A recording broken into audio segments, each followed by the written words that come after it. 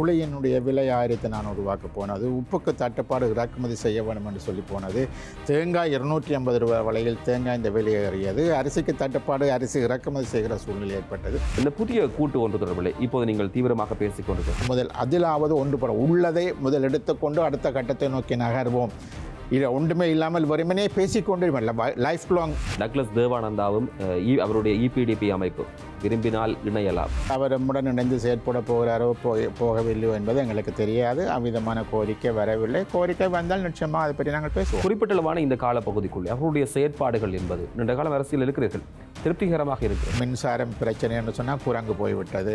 அரிசி பிரச்சனை என்று சொன்னால் இங்கே பெட் டாக்ஸ் எல்லோருமே நிறைய பெட் டாக் வழக்கேனும் அதுக்கு ஒரு மாவட்டத்துக்குமான 100 கோடி ரூபாயில் எத்தனை கிலோமீட்டர் நீளமான வீதிகளை போட முடியும் என்பதை முதலாவது பார்க்க வேண்டும். இந்த அபிவிருத்தி என்பது வெறும் வீதி போடுவதற்குடன் பாதுகாப்பு செலவினம் என்று சொல்லி மிகப்பெரிய தொகை நீங்கள் ஒதுக்குற நிதி என்பது வெறும் டிஃபென்ஸுக்கு மாத்திரமா அல்லது அந்த இராணுவத்தினரை வைத்துக்கொண்டு நாட்டை பௌத்தமயமாக்குவதற்கான காசும் எல்லாவற்றையும் செய்வோம் என்று சொன்னவர்கள் அடிப்படையாக இருக்கக்கூடிய மக்களுடைய இந்த பிரச்சனைகளை இனியும் தீர்ப்பாக நம்பிக்கை இருக்கிறது. அவர்கள் இராணுவம் சொல்வதை கேட்கிறார்கள். இராணுவம் தனக்கு சாதகமான கருத்தை தான் ஜனாதிபதிக்கோ பிரதமருக்கோ டிஃபென்ஸ் மினிஸ்டருக்கோ சொல்லக்கூடும்.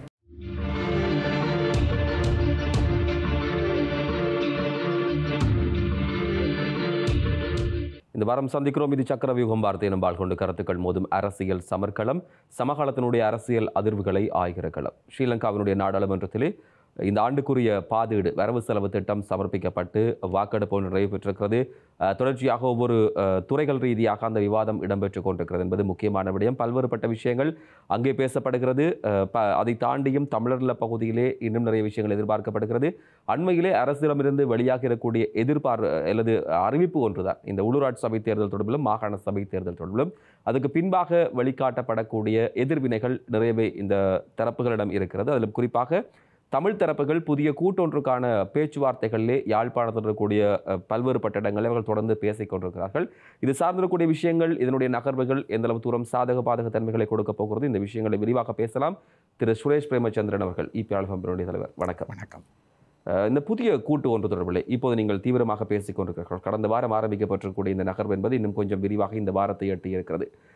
இப்போது எப்படி அது நகர்கிறது?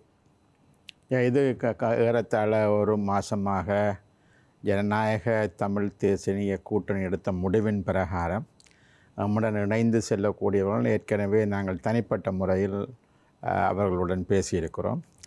பேசியதன் ஒரு வெளிப்பாடாக பிற்பாடு எல்லோரும் இணைந்து நாங்கள் பேசலாம் என்ற அடிப்படையில் 2 கூட்டங்கள் நடந்து முடிந்திருக்கின்றன. ஆகவே அந்த வகையில் இது எதிர்காலத்தில் கடந்த கால அனுபவங்களை வைத்துக்கொண்டும் எதிர்காலத்தில் தேர்தல் மாத்திரமல்ல தமிழ் மக்களினுடைய அரசியல் தீர்வு தொடர்பாக எவ்வாறு இணைந்து செயற்படுவது என்று சொன்ன அடிப்படையிலும் ஏற்கனவே இருக்கக்கூடிய ஜனநாயக தமிழ் தேசிய கூட்டணியுடன் இணைந்து செயல்படக்கூடியவர்களை இணைத்து செயல்படுவது என்ற அடிப்படையில் இப்பொழுது நம்முடன் இணைந்து செல்வதற்கான சிலர் தயாராக இருக்கின்றார்கள். அவர்களுடன் பேசி வருகின்றோம். குறிப்பாக இந்த சேர்ந்து அல்லது சேர்வதற்கு தயாராக இருக்கிறவர்கள் என்ற விடயத்திலே தான் இருக்கிறது. பத்திரிகை செய்திகள் கூட பல விஷயங்களை சொல்கிறது. தமிழ் தேசிய பரப்பில் இயங்கக்கூடிய கட்சிகளை இணைத்து ஒரு கூட்டை உருவாக்கப் போகின்ற விடயத்தை நீங்கள் குறிப்பிடுகிறீர்கள். டக்ளஸ் தேவானந்தாவும் அவருடைய இபிடிபி அமைப்பு விரும்பினால் இணையலாம். அவரும் தமிழ் தேசிய பரப்பில் தான் இயங்குகிறார். அவர் இதுவரை அவரிடமிருந்து தாங்கள் இதில் இணைந்து செயற்படுவதற்கான எந்த கோரிக்கையும் நமக்கு வரவில்லை. ஆனால் நீங்கள் அதற்குரிய சாதக பச்சை கொடியை காட்டுகிறீர்கள். இல்லை, அதாவது இப்போ எம்மை பொறுத்தவரையில் எங்களுடன் பேசுவார்களாக இருந்தால் இப்பொழுது கூட்டில் இருக்கக்கூடியவர்கள் சம்மதம் தெரிவித்தால் யாரையும் நாங்கள் இணைத்து கொள்ள முடியும். ஆகவே ஏற்கனவே ஜனநாயக தமிழ் தேசிய கூட்டணியாக இருந்த பொழுதும் கூட நாங்கள் எல்லோரும் இணைந்து யார் எங்களுடன் பேச முன்வர விரும்பினார்களோ அவர்களுடன் பேசினோம். ஆகவே டக்ளஸ் தேவானந்தாக்கு அப்படி ஒரு நோக்கம் இருக்குமாக இருந்தால் இந்த டக்ளஸ் தேவானந்தா மிக ஆரம்பத்திலிருந்து அவர் எந்த ஒரு கட்சி ஆளும் கட்சியாக வந்தாலும் அவர்களுடன் இணைந்து ஒரு அமைச்சு பதவியை எடுத்து மக்களுக்கு தன்னாலான சேவை செய்வது என்பதுதான் அவருடைய கொள்கையாக இருந்து வந்திருக்கின்றது. ஆகவே அந்த நிலையில் அவர் நம்முடன் இணைந்து செயற்பட போகிறாரோ போகவில்லையோ என்பது எங்களுக்கு தெரியாது. அவ்விதமான கோரிக்கை வரவில்லை. கோரிக்கை வந்தால் நிச்சயமாக அதை பற்றி நாங்கள் பேசுவோம்.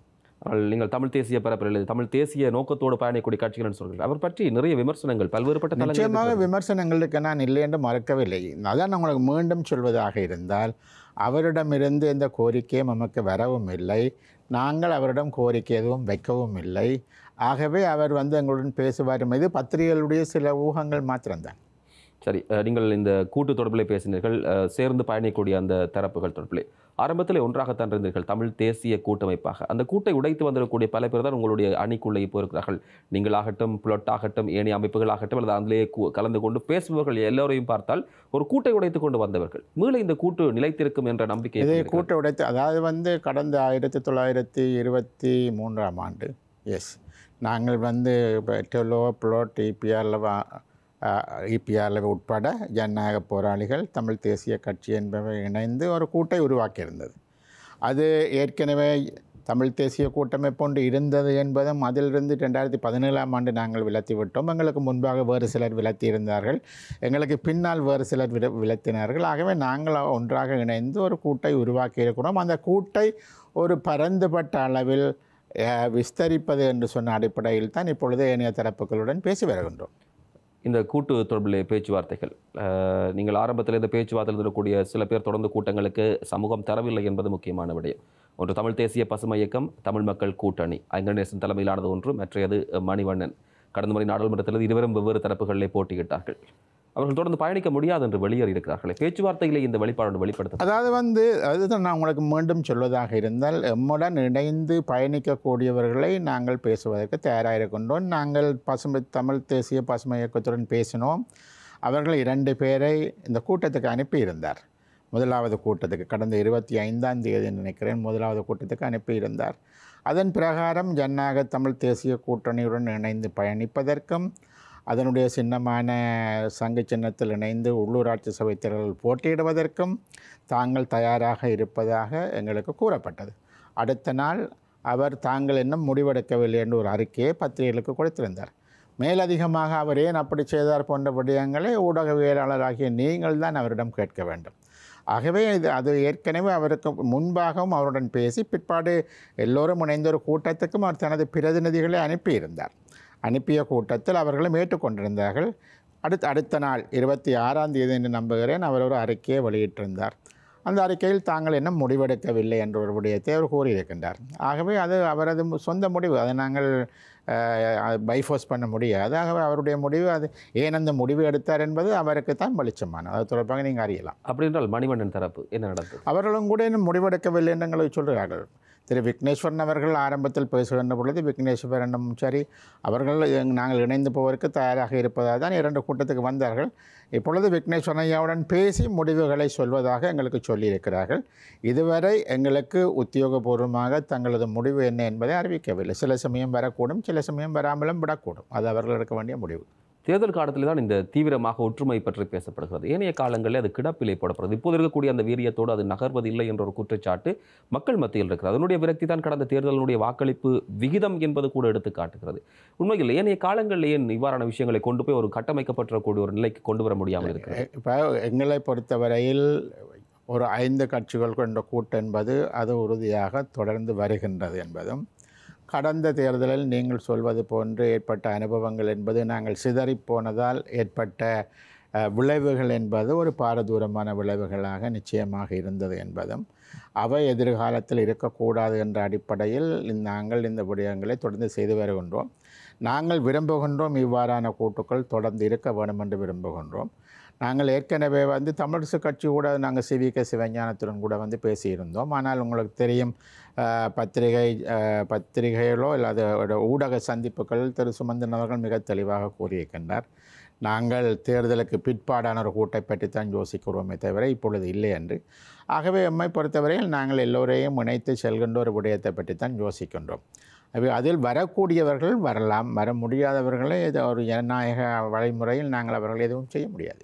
நான் கேட்கக்கூடிய விஷயம் திட்டமிட்ட கட்டமைப்பாக இதை வைத்துக்கொண்டு நகர்த்தி செல்வதில்லை. தேர்தல் காலத்தில் மட்டும்தான் இந்த அதிகமாக ஒற்றுமை. இனிவில் நடந்த உங்களுடைய முதலாவது கூட்டம், 2வது கூட்டம் திருநெல்வேலியில் நடக்கிறது. இப்போது மாத்திரம் கூட்டம் போடாமல் ஒரு திட்டமிட்ட கட்டமைப்பாக வைத்துக்கொண்டு தேர்தல்களை எதிர்கொள்வது ஏன் அது சாத்தியம்? அதான் உங்களுக்கு நான் சொன்னேன், எங்களிடம் ஒரு திட்டமிட்ட கட்டமைப்பு என்பது ஜனநாயக தமிழ் தேசிய கூட்டணியாக இருக்கின்றது.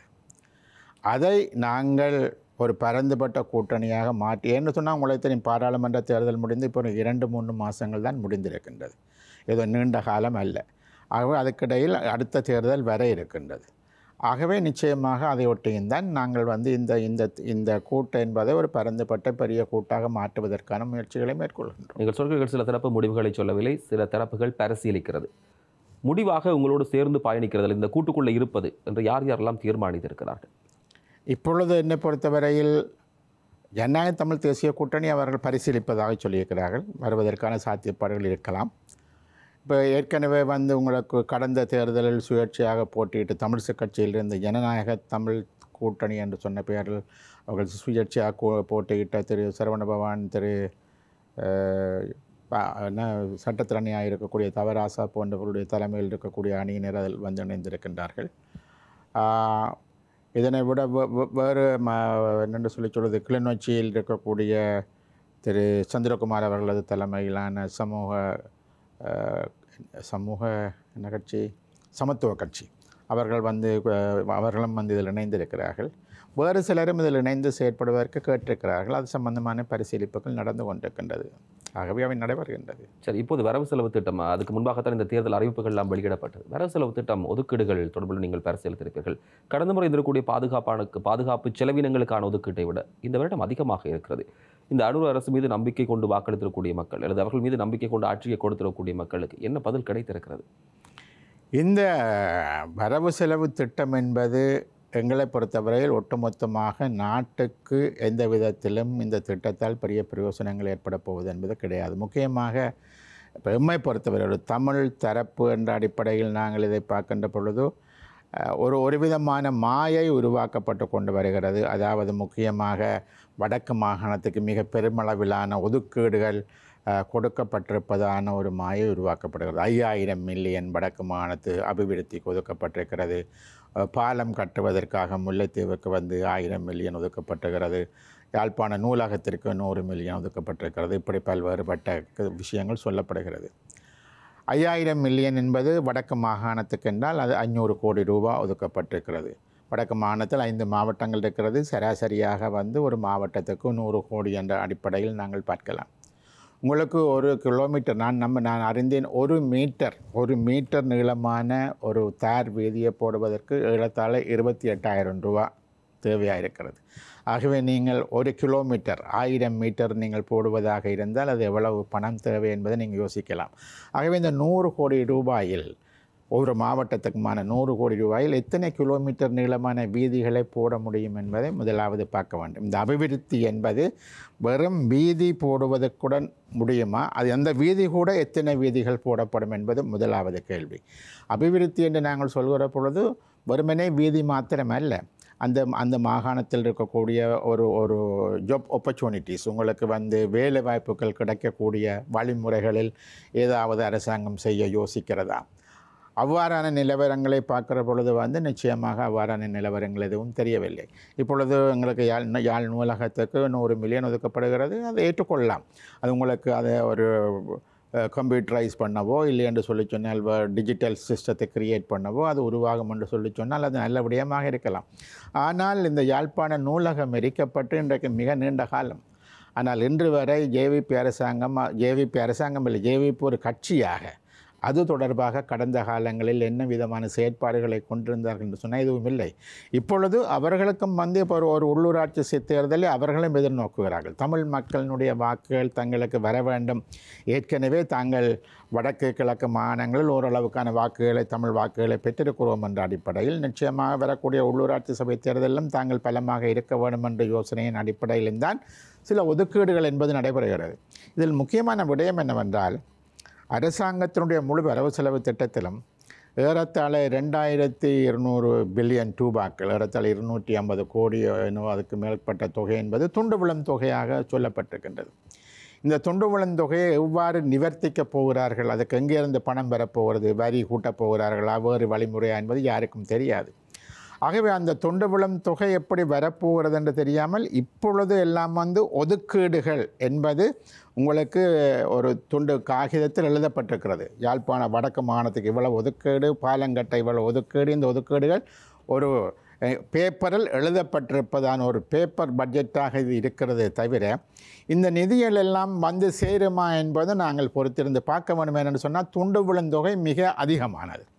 அந்த துண்டு விழுந்தொகை என்பது இவர்களுடைய கையில் அது பணமாக வராவிட்டால் இவர்கள் ஒதுக்கீடுகளுக்கான நிதியை வழங்க முடியாமல் போய்விடும். அந்த நேரத்தில் என்ன செய்வார்கள் என்றால் ப்ரையாரிட்டி லிஸ்ட் என்ன, எதுக்கு முதன்மையாக நாங்கள் பணம் கொடுக்க வேண்டும், ஆகவே அதற்காகத்தான் பணம் போகுமே தவிர ஏனைய விடயங்களுக்கு பணம் போகுமோ என்பது வந்து ஒரு முக்கியமான ஒரு கேள்வியாக இருக்கின்றது. ஆகவே தான் என்னை பொறுத்தவரையில் இந்த பட்ஜெட் என்பது இப்பொழுது நாங்கள் பார்க்குற பொழுது ஏதோ பெரிய ஒதுக்கீடுகளை தமிழ் மக்களுக்கு கொடுக்கிறார்கள் என்ற விதமான ஒரு பிம்பம் ஒன்று உருவாக்கப்படுகிறது. அது வெறும் பிம்பம்தான். ஆகவே அது வந்து அந்த மக்களை போய் சேருமா என்பது ஒரு கேள்வி. உங்களுக்கு வந்து இப்பொழுது பல்வேறுபட்ட பிரதேச சபைகளும் இந்த அரசாங்கம் ஜனாதிபதி வந்த பொழுது சில ஏற்கனவே ரணில் விக்ரமசிங்க அவருடைய ஆட்சி காலத்தில் பல ஒதுக்கீடுகள் கொடுக்கப்பட்டிருந்தன. உதாரணத்துக்கு பூநகரி பிரதேச சபைக்காக பல 840 மில்லியனுக்கான ஒதுக்கீடுகள் இருந்தது.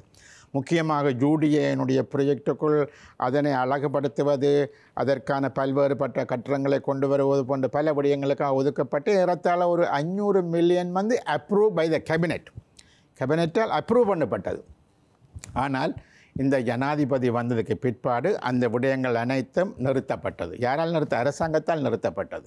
அதை இப்பொழுது செய்ய வேண்டாம், நீங்கள் கோல் பண்ணி வைத்துக் கொள்ளுங்கள் என்று சொல்லி நிதி ஏற்கனவே வந்து டெண்டர் கோல் பண்ணப்பட்டு வேலைகள் ஆரம்பமாகிறதுக்கு இருந்த நிலையில் கூட அவை அனைத்தும் நிறுத்தப்பட்டிருந்தது. இது வெறுமனே பூநகரிக்கு மாத்திரமில்லை, இப்படி பல்வேறுபட்ட இடங்களுக்கு நடந்திருக்கலாம். இப்பொழுது அரசாங்கம் சொல்கின்றது காசு திரும்பி வருகிறது. வேலையை நிறுத்தி காசை திருப்பி எடுப்பவர்களே அவர்களாகத்தான் இருக்கிறார்கள். ஆனால் இங்கே அது அப்படி செய்து போட்டு அதற்கு வந்து அவர்கள் வழியில் அதிகாரிகள் வந்து இந்த காசு ஏன் திரும்பி போனது என்று கேட்டு அவர்கள் பதில் சொல்ல மாட்டார்கள். என்று சொன்னால் அவர்களுக்கு அரசியல் தலைமைகளுக்கு அவர்கள் அச்சம் கொண்டிருப்பார்கள். ஆனால் நாங்கள் போய் அதை விசாரிக்கின்ற பொழுது எங்களுக்கு விளங்குகின்றது இது செய்கிறதுக்கு தயாராக இருந்தோம், ஆனால் இவை அனைத்தும் நிறுத்தப்பட்டது, அந்த பணத்தை அரசாங்கம் திரும்ப பெற்றுக்கொண்டு விட்டது. ஆகவே இப்படியான நிகழ்வுகளை இந்த அரசாங்கமும் கூட செய்கின்றது. ஆகவே ஏற்கனவே ஒதுக்கப்பட்ட நிதி, அந்த நிதிக்கு கூட இந்த கதை தான் நடந்திருக்கிறது. இப்பொழுது வந்து துண்டு விழுந்தொகை மிக அதிகமாக இருந்து நீங்கள் ஒதுக்கீடுகள் என்று சொல்லி பாராளுமன்றத்தில் வரவு செலவு திட்டத்தில் வாசிக்கிறீர்கள். மக்களுக்கு நாங்கள் ஏதோ பெரிய சாதனைகளை செய்வதாகவும் கூறுகிறார்கள். இறுதியாக சொல்லக்கூடிய என்ன சொல்லி சொன்னால் ஒரு 10 லட்சம் மக்களை கொண்ட வடக்கு மாகாணத்தில் அபிவிருத்தி கொண்டு சொன்ன ஒரு 500 கோடி. அது வந்து நான் மீளம் சொல்வதாக இருந்தால் 5 மாவட்டங்களுக்கும் இதை நீங்கள் பிரித்து கொடுக்கின்ற பொழுது நிச்சயமாக நாங்கள் ஏதோ ஒரு சில வீதிகள் போடப்படுமே தவிர இங்கே வேறு எதுவும் நடைபெறாது. சரி, நீங்கள் சொன்னீர்கள் கணிசமான வாக்குகளை குறிப்பாக இப்போது ஆட்சியில் இருக்கக்கூடிய தரப்புகள் வடகிழக்கிலிருந்து சுவீகரித்திருக்கிறார்கள். ஏன் யாழ்ப்பாணத்திலே 3 ஆசனங்கள், கிழக்கிலே அப்படி, வன்னியில் அப்படி என்று சொல்லி அந்த பட்டியலை இருக்கிறது.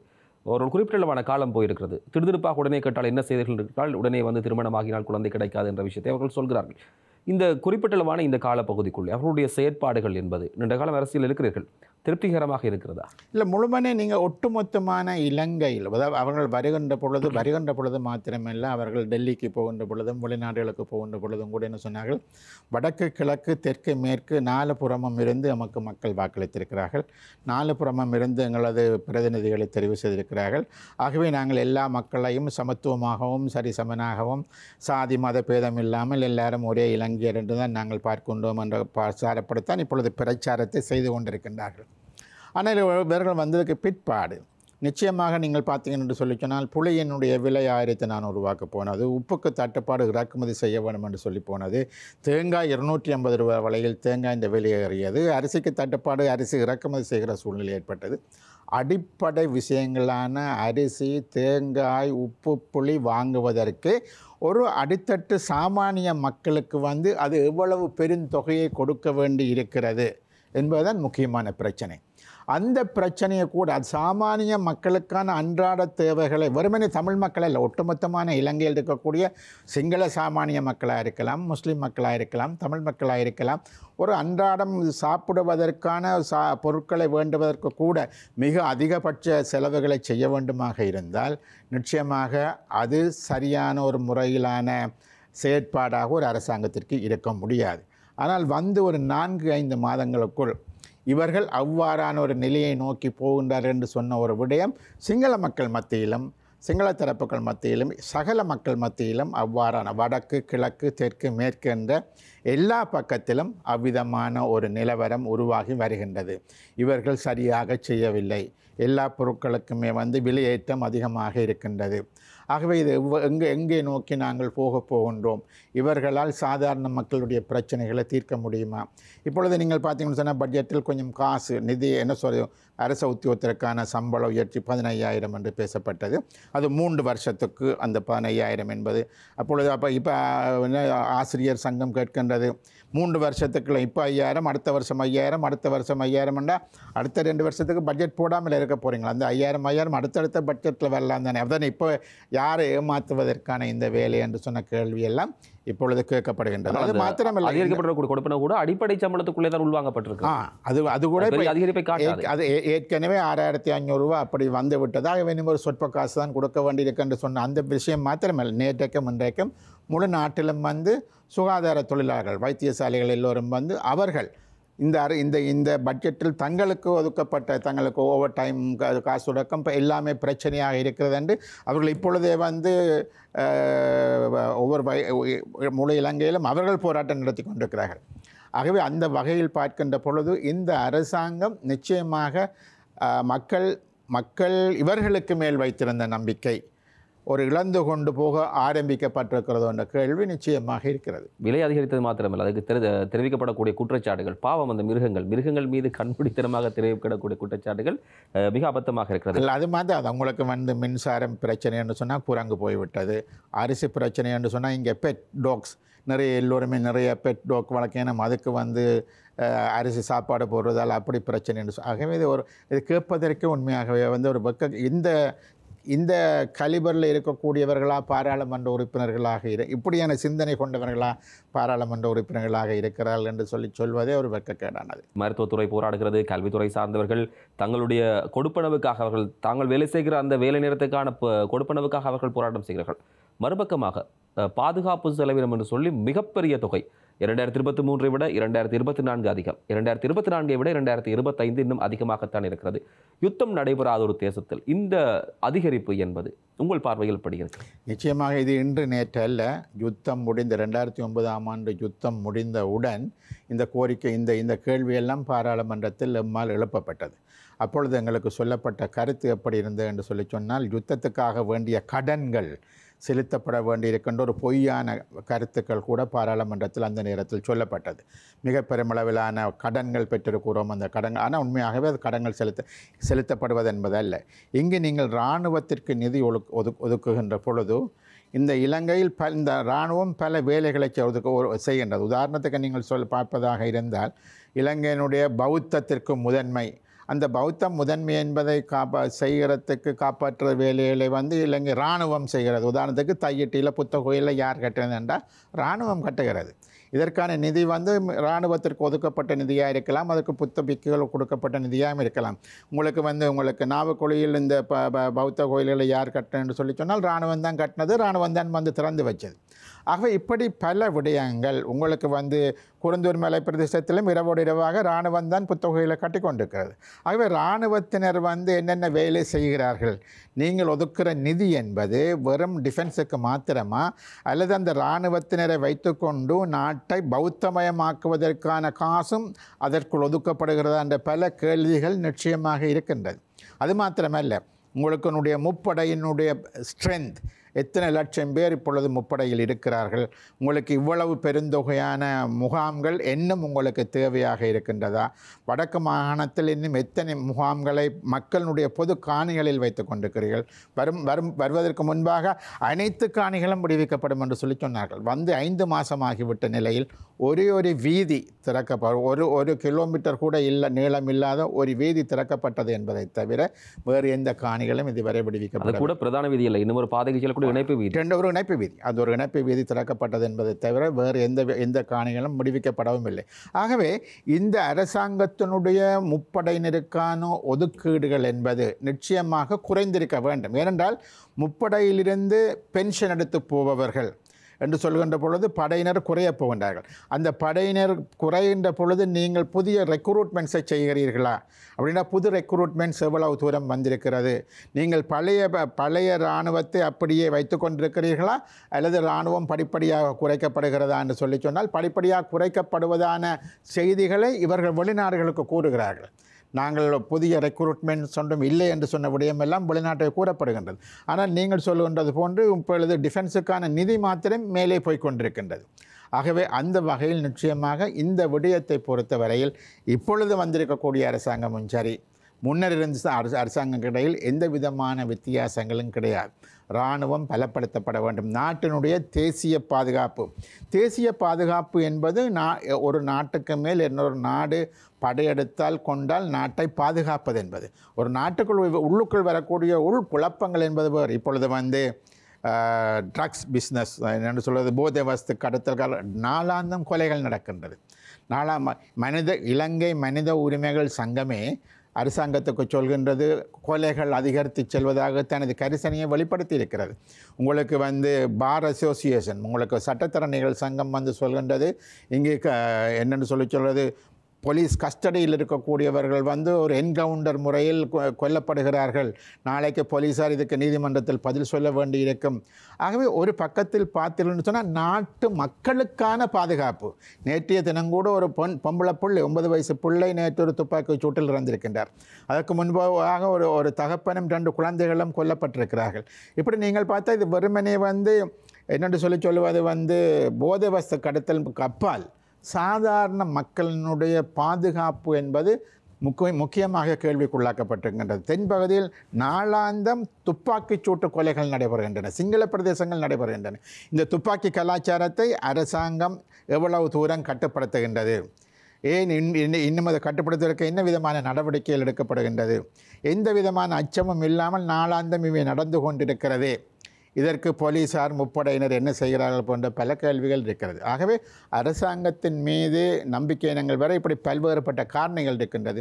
உண்மையாகவே நாடு இருக்கக்கூடிய மிக மோசமான பொருளாதார சிக்கலுக்குள் முப்படையினருக்குமான ஒதுக்கீடுகள் என்பது இலங்கை போன்ற கடலால் சுற்றி இருக்கக்கூடிய ஒரு தீவில் இவ்வளவு பெருமளவிலான நிதியை ஒரு பாதுகாப்பு என்ற போர்வையில் முப்படையினருக்கு ஒதுக்குவது என்பது உண்மையிலே நான் சொல்லுவேன் அது ஒரு பெரிய கிரைம். அவ்வளவு பெருந்தொகை என்பது நாட்டினுடைய பொருளாதாரத்தை பலவீனமாக்குவதற்கு அது ஒரு முதல் காரணியாக இருக்கிறது என்று தான் நான் நினைக்கின்றேன். அண்மையில் வெளியாக இருக்கக்கூடிய செய்தி, முதல் நாள் மாலையிலே 2 சுட்டுக் கொல்லப்படுகிறார்கள்.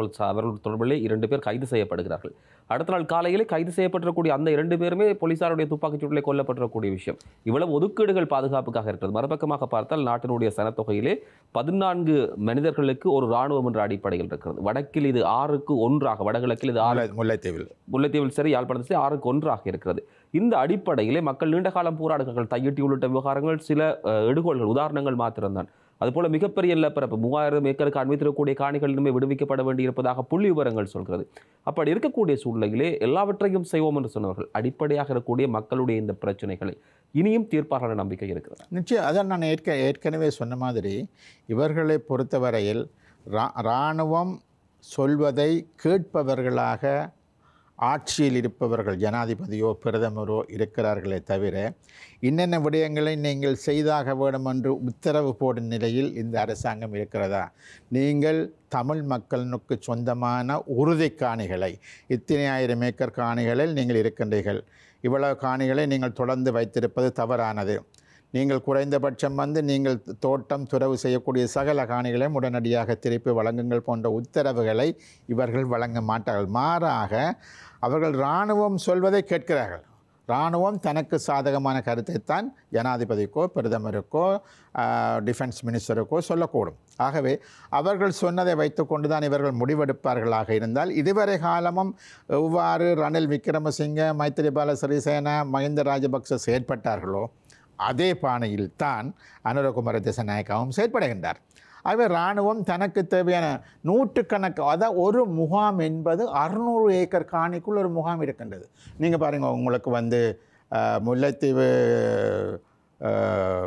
என்னென்னு சொல்கிறது ஒரு கேப்பாப்பிலவு நேவி கேம்புக்காக இருக்கக்கூடிய அந்த காணி என்பது 600 ஏக்கர் காணியை வந்து அவர்கள் பிடித்து வைத்திருக்கிறார்கள். அதே போல் யாழ்ப்பாண மாவட்டத்தில் நீங்கள் பார்க்கலாம் மிக பெரும்பாலான காணிகள் ஒரு முகாமுக்காக அவர்கள் பிடித்து வைத்திருக்கிறார்கள். ஆகவே இல்லை ஒரு அரசாங்கம் என்பது மக்களால் தெரிவு செய்யப்பட்டு நீங்கள் வந்திருக்கிறீர்கள், மக்களது பிரச்சனைகளை தீர்ப்பதற்காக வந்திருக்கிறீர்கள் என்று சொல்கின்ற பொழுது நீங்கள் உங்களுக்கு கீழ் இருக்கக்கூடிய ஜனாதிபதி the supreme commander of the forces, நீங்கள் எல்லா ஃபோர்ஸஸுக்குமான உயர் கமாண்டராக இருக்கிற பொழுது நீங்கள் இன்ஸ்ட்ரக்ஷன்ஸை வந்து கொடுக்க முடியும். வந்து மக்களுக்கு சொந்தமான காணிகளில் நீங்கள் தோட்டம் செய்வது தவறானது, காணிகளை திருப்பி ஒப்படையுங்கள், நீங்கள் இவ்வளவு பெரிய காணிகளை பிடித்து வைத்திருப்பது தவறானது, உடனடியாக காணிகளை ஒப்படையுங்கள். மாறாக இராணுவம் என்ன சொல்கிறதோ அதனை கேட்பவர்களாகத்தான் ஜனாதிபதியோ பிரதமரோ இருக்கிறார்கள். ஆகவே இவர்களிடமிருந்து இவர்கள் நாளாந்தம் சொல்லலாம் காணிகள் விடுவிக்கப்படும் என்று சொல்லலாம். இன்னும் பல உத்தரவாதங்களை அவர்கள் தொடர்ந்து சொல்லிக் கொண்டிருக்கலாம். ஆனால் நிச்சயமாக அது நடைமுறையில் எவ்வளவு தூரம் சாத்தியமாக நடக்கும் என்பது பெரிய ஒரு கேள்வியாகத்தான் இருக்கின்றது. ஒரு பக்கம் கடலால் சூழப்பட்டிருக்கக்கூடிய நிலத்துக்குள்ளும் பிரச்சனை, மறுபக்கம் கடலிலும் பிரச்சனை. இந்த வாரத்திலே தீவகத்தை சார்ந்திருக்கக்கூடிய மீனவர்கள் பல்வேறுபட்ட தொழிற்சங்கங்களோடு சேர்ந்து அல்லது அவர்களுடைய அமைப்புகளோடு சேர்ந்து இந்திய துணை தூதரகத்தை முற்றுகையிட்டார்கள். அரச அதிபர் செயலகம், மாவட்ட செயலகம், ஆளுநர் அலுவலகம் என்று சொல்லி தொடர்ச்சியாக அவர்கள் போராட்டங்களை செய்கிறார்கள். ஆட்சி வருகிற போது இதெல்லாம் தீர்ப்போம் என்று சொல்லக்கூடிய இந்த தரப்புகள் ஏன் இந்திய அவர்களோடு பேசி அதில் முடிவெடுக்க முடியாமல் இருக்கிறது? நீங்கள் எங்கள் எல்லோருக்கும் தெரியும், வந்தவுடன் அவர் டெல்லிக்கு தான் போனார். அவர் நிச்சயமாக இந்த அரசாங்கமும் சரி டெல்லியும் சரி அவர்கள் விரும்பினால் பேச்சுவார்த்தை மூலம் இந்த பிரச்சனைகளுக்கு தீர்வு காண முடியும். அவை ஏற்கனவே பல தடவை இந்த விடயங்கள் வந்து அரசியல்வாதிகளாலும் வந்து இலங்கை அரசாங்கத்துக்கும் சரி டெல்லி அரசாங்கத்துக்கும் சரி சொல்லப்பட்டிருக்கின்றது. அவை முக்கியமாக வந்து இழுவை படகுகள் இலங்கை கடலுக்குள் வருவதனூடாக ஒரு குறிக்கப்பட்ட காலத்துக்குள் ஈவன் இந்திய மீனவர்களுக்கு கூட இங்கே மீன்பிடி சாத்தியம் இல்லாமல் போய்விடும், எல்லாமே அழிந்து போய்விடும். அது அவர்களுக்கு நிச்சயமாக தெரியும். ஆகவே ஒரு மாற்று வழி கண்டாக வேண்டும் என்று சொன்ன தேவை எல்லாம் இருக்கின்றது. ஆகவே இந்த அரசியல் தரப்புகள் என்பவை இவற்றை சுமூகமாக தீர்ப்பதற்கு நிச்சயமாக நடவடிக்கை எடுக்க முடியும். பல்வேறுபட்ட இராணுவத்துக்கும் பல்வேறுபட்ட இடங்களுக்கும் வந்து பல்லாயிரம் கோடிகளை ஒதுக்கக்கூடியவர்கள் இங்கும் சரி இந்தியாவில் இருக்கக்கூடிய அரச தரப்புகளும் சரி அந்த இரு பகுதியினரையும் வந்து நிச்சயமாக வந்து ஆழ்கடல் தொழிலுக்கு ஏற்ற வசதி வாய்ப்புகளை செய்து கொடுப்பார்களாக இருந்தாலும் அதற்கான வள்ளங்களோ தோணிகளோ அதற்கான வந்து தொழில்நுட்பம் விஷயங்களோ அவர்களுக்கு கொடுப்பார்களாக இருந்தால் நிச்சயமாக இந்த விஷயங்கள் தீர்க்க முடியும். ஆனால் அவர்கள் அந்த விஷயங்களில் கூடுதலான அக்கறையாக இல்லை. படையினரை எப்படி பலப்படுத்துவது, தொடர்ந்து இப்படி கூடுதலான பணத்தை அதுக்கு ஒதுக்குவது போன்ற விடயங்கள் தான் செய்யப்பட்டு கொண்டிருக்கின்றது. ஆகவே அந்த வகையில் உண்மையாகவே இவர்கள் இந்த எந்த ஒரு விடயத்தையும் தீர்க்கக்கூடியவர்களாக இல்லை. இது நீங்கள் என்ன கடல் தொழில் அமைச்சருடன் கேட்டால் இது இன்றைய நேற்றைய பிரச்சனை அல்ல, இது தொடர்ந்து இருக்கக்கூடிய பிரச்சனை, நாங்கள் இதனை தீர்ப்போம் என்று சொல்வார்களே தவிர காத்திரமான அதற்கான நடவடிக்கைகளை அவர்கள் மேற்கொள்கிறார்கள் என்று சொல்லி சொன்னால் என்னை பொறுத்தவரை அவ்வாறான நடவடிக்கைகள் எதுவும் மேற்கொள்ளப்படவில்லை. சரி, இந்த தமிழ் கட்சிகளுடைய ஒற்றுமை தொடர்பில் சில விஷயங்களும் பேச வேண்டியிருக்கிறது. தமிழ் தேசிய மக்கள் முன்னணி நீண்ட காலம் தமிழ் பரப்பிலேயே கொண்டிருக்கக்கூடிய கட்சி, அவர்கள் உங்களுடைய இந்த கூட்டுக்குள் வருவதற்கு ஏதாவது தெரிவித்திருக்கிறார்களா? அவர்கள் மிக ஆரம்பத்திலிருந்தே தனி வழி போவதைத்தான் விரும்பியிருக்கிறார்கள், தனி வழி தான் போய்கொண்டும் இருக்கின்றார்கள். ஆகவே அவர்கள் தரப்பிலிருந்து அவர்கள் ஏனையோருடன் இணைந்து போவதற்கு அவர்கள் தயாராக இருப்பதாக நான் அறியவில்லை. அப்படி அவர்களது தரப்பிலிருந்து அவரான முயற்சிகள் எதுவும் எடுக்கப்பட்டதாகவும் தெரியவில்லை. சரி, கட்சிகள் எல்லாம் ஒன்றிணைக்கிறது. தமிழ் மக்கள் ஏதோ ஒரு தீர்வை நோக்கித்தான் இருக்கிறார்கள். குறைந்தபட்சம் தங்களுடைய அதிகார பகிர்வோ இல்லாவிட்டால் நிரந்தரமாக இருக்கக்கூடிய அடிப்படை தீர்வுகளோ நிம்மதியாக வாழ்வதற்கான அந்த விஷயங்களைத்தான் அவர்கள் எதிர்பார்க்கிறார்கள். இந்த கூட்டுக்கள் மூலமாக நீங்கள் அமைக்கப் போகிற இந்த தேர்தல் கூட்டோ எல்லாவற்றிலும் தொடர்ந்து இருக்கப் போகிறது என்றால் ஆரோக்கியமான விஷயம். என்ன நலன்கள் இந்த மக்களுக்கு கிடைக்கப் போகிறது? முக்கியமாக நீங்கள் சொன்ன மாதிரி வெறுமனே இந்த கூட்டு என்பது மாத்திரமல்ல, நீங்கள் சொன்னது போலவே தமிழரசு கட்சியாக இருக்கலாம், அகில இலங்கை தமிழ் காங்கிரஸாக இருக்கலாம், எல்லோரும் இணைந்து இப்பொழுது இருக்கக்கூடிய அரசாங்கம் என்பது 189 ஆசனங்களை வைத்திருக்கக்கூடிய 3/2 பெரும்பான்மையிலும் விட பலமான ஒரு அரசாங்கம் இருக்கிறார். அவர்கள் தமிழ் பிரதிநிதிகளுடைய கோரிக்கைகளை ஏற்க வேண்டும், அவர்களுடைய உதவி ஒத்தாசை தங்களுக்கு தேவை என்ற நிலவரம் இப்பொழுது கிடையாது. தாங்கள் விரும்பியதை செய்வார்கள் என்ற நிலையில் தான் அவர்கள் இருந்து கொண்டிருக்கின்றார்கள். மக்களால் தெரிவு செய்யப்பட்டவர்கள் சில கோரிக்கைகளை முன்வைக்கின்றார்கள், அது எம்மால் ஆராயப்பட வேண்டும் என்ற சிந்தனை கூட அவர்களுக்கு இருப்பதாகவும் நான் கருதவில்லை. ஆகவே இந்த நிலையில் தமிழ் தரப்பை பொறுத்தவரையில் ஒரு துர்ப்பாக்கியமான நிலையை நாங்கள் போன வரவு செலவு திட்ட வாக்கெடுப்பின் பொழுது கூட பார்த்தோம் 3 தரப்பு 3 விதமான நிலைப்பாட்டு எடுக்கிறார்கள். ஒருவர் ஆதரித்து வாக்களிக்கின்றார், இன்னும் ஒருவர் எதிர்த்து வாக்களிக்கின்றார், இன்னும் ஒரு குழுவினர் அப்ஸ்டெயின் பண்ணுகிறார், அதிலிருந்து விலத்திக் கொள்கிறார்கள், வாக்களிப்பில் கலந்து கொள்ளாமல் வெளியில் போகின்றார்கள். ஆகவே இந்த பட்ஜெட்டுக்கான வாக்களிப்பு என்பதில் கூட ஒற்றுமைப்பட முடியாத நிலையைத்தான் நாங்கள் பார்க்கின்றோம். இது உண்மையிலே அது ஒரு ஆரோக்கியமான விஷயம் அல்ல. என்றால் குறைந்தபட்சம் இந்த பட்ஜெட் என்பதை எல்லோருமே விமர்சிக்கின்றார்கள், அவர்களும் விமர்சிக்கின்றார்கள். விமர்சித்ததுக்கு பிற்பாடு இதுக்கு நாங்கள் ஆதரவளிப்பதா எதிர்ப்பதா என்பதில் கூட 3 தரப்பும் 3 வித்தியாசமான முடிவு எடுக்கக்கூடிய சூழ்நிலையை நாங்கள் பார்க்கின்றோம். குறைந்தபட்சம் அவ்வாறான நிலைமைகள் எல்லாம் மாற்றி அமைக்கப்பட வேண்டும் என்பது முக்கியம் என்பது ஒருபடி. இரண்டாவதாக தமிழ் எல்லோரும் இணைந்து ஒரு கோரிக்கையை முன்வைத்தால் கூட இவர்கள் செய்வார்களா என்பது ஒரு கேள்வி. சில சமயம் எல்லோரும் இப்போ ஒரு அரசாங்கத்தால் சொல்லப்படுகிற ஒரு விஷயம், ஒரு புதிய அரசியல் சாசனத்தை நாங்கள் கொண்டு வரப்போகிறோம், அது எப்பொழுது வரும் என்று யாருக்கும் தெரியாது, அதற்கான எந்த ஏற்பாடுகளும் இதுவரை கிடையாது, ஏற்பாடுகள் ஒன்று வந்தால் எவ்வாறான அரசியல் சாசனம் வரப்போகிறது என்பதும் யாருக்கும் தெரியாது. சில சமயம் வந்தால் தமிழ் மக்களினுடைய பிரச்சனைக்கான தீர்வுகள் எப்படி அதில் உள்ளடக்கப்பட போகிறது என்ற கேள்வி தமிழ் மக்கள் மத்தியில் இருக்கின்றது, தமிழ் கட்சிகள் மத்தியிலும் இருக்கின்றது.